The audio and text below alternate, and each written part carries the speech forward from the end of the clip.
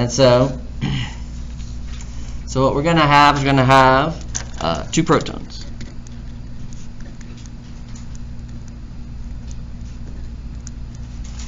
We'll say that they're going to be, 1 meter apart.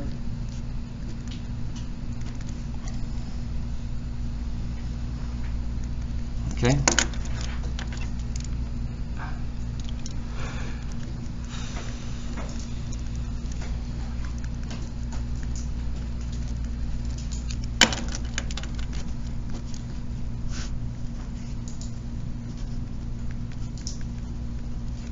Okay. And then what we're going to talk about is that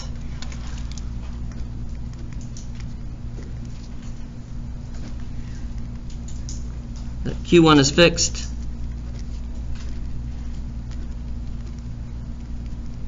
And we release Q2.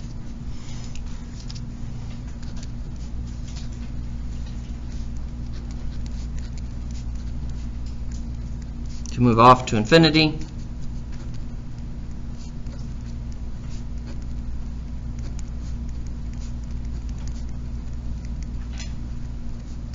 And how fast is it going to end up going? Okay. So we're going to have Q1 is fixed.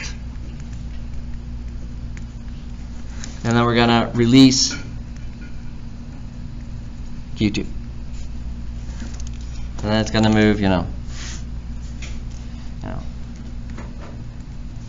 out to infinity.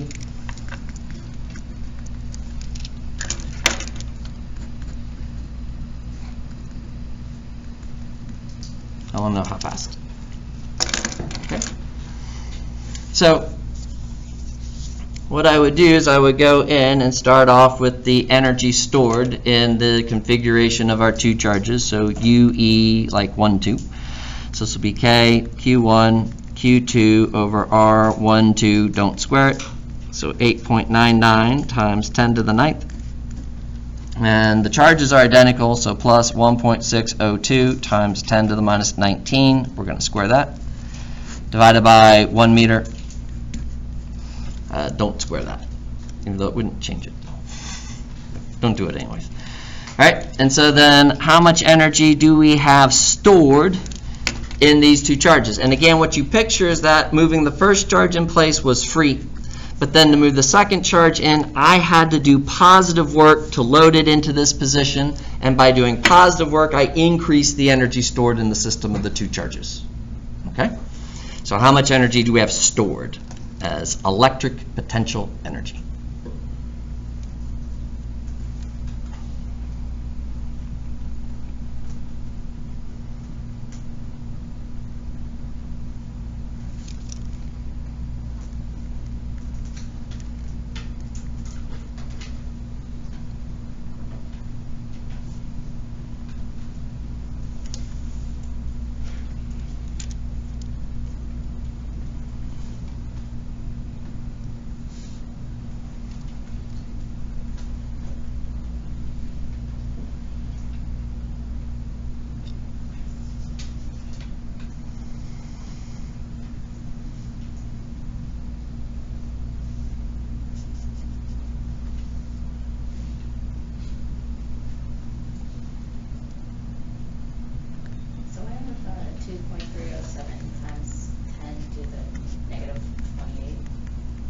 Great.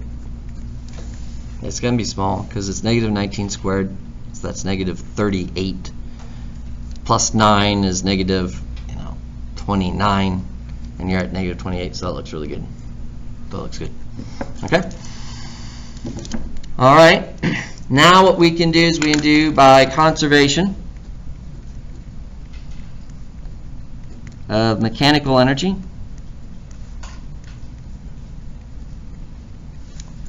We get that the change in the kinetic is minus the change in the potential.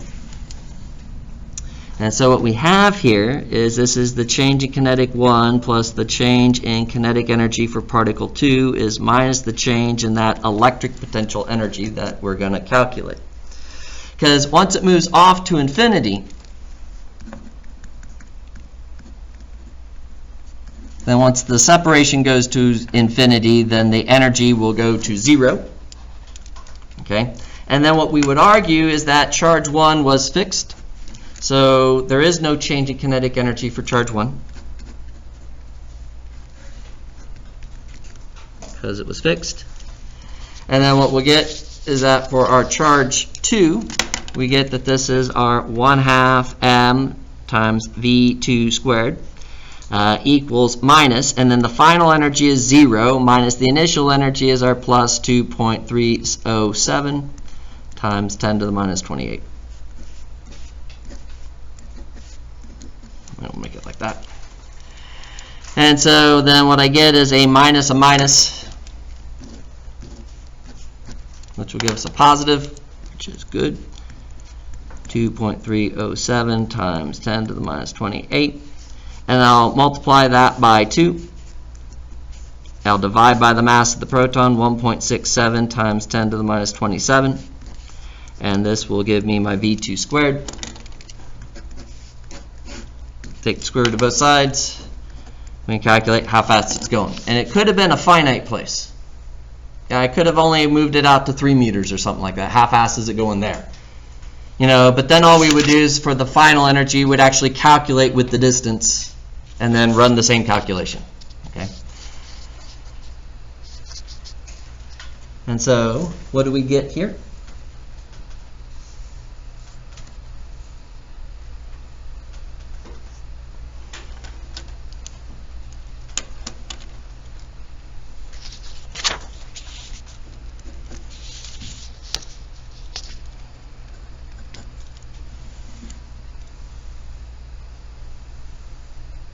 I have 0.526. 0.526? Yeah, it's not a lot of energy, so we'll be right. All right, now, what if we let both of them go? It's going to be shared.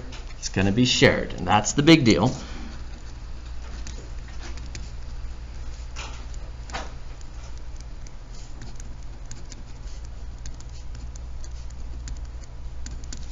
Okay, and so again, we go into conservation of mechanical energy.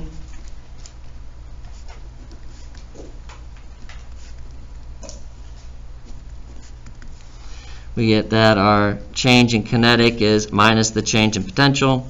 So this is change in the kinetic 1 plus the change in kinetic 2 equals minus the change in the electric potential energy.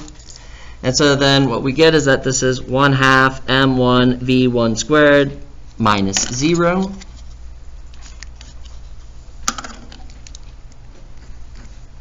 plus 1/2 m2 v2 squared minus 0 equals minus. This will be 0 minus our plus, 2.307 times 10 to the minus 28. I sure can. Okay. Now, what we would argue is that we would go in and argue by symmetry that, V1 should be V2, and of course, M1 is M2 because they're identical particles. And so then what you get is that this would give us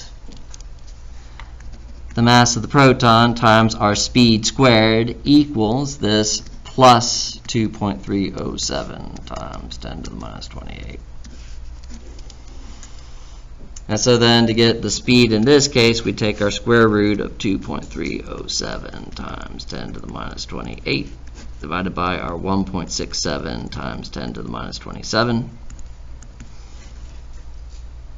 And while it's a factor of 2, it ended up being a factor of 2 different under the square root, so it's actually a root 2 difference than a 2 difference.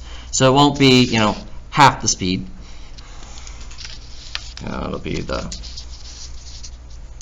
divide by square root of 2, so what, 70.7%. So 0.707 times that number. I guess the speed at both of them stop, right? Okay. Yeah, well, both when they're out at infinity or far away. Right. Probably once you get into kilometer range, that's probably infinity enough for the decimal places that we're running.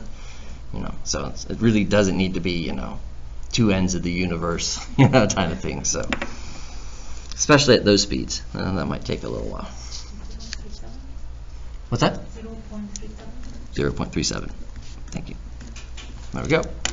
Now, if they weren't identical, then if they were different masses and or with different, and I think the big thing is that it doesn't matter about the charge, it matters about the mass. So if the masses were different, then what we would have to do is we'd have to run this equation for energy and then also run momentum conservation, because the net force would be 0 over the system. So if m's were different,